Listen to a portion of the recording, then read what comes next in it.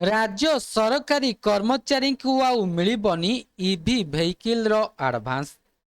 तेबे कौन रही संपूर्ण अपडेट आसतु जाना ता पूर्व चैनल रे नुआ थिले चैनल टी को सब्सक्राइब करी रखंतु एमिति गुरुत्वपूर्ण अपडेट सबुठु प्रथमे पाइबा पई।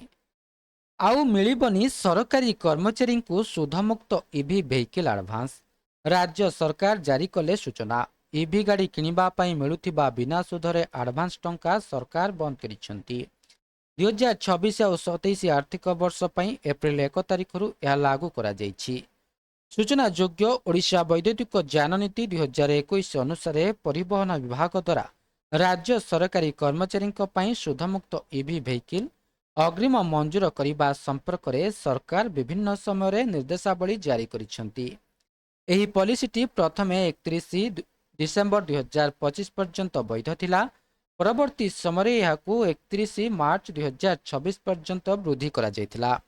पर विभाग 4 फेब्रुआरी 2026 तारिख रे चिठी माध्यम रे सुधमुक्त ईवी अग्निम पाइबा पई चूड़ांत समयसीमा धार्य करिथिला।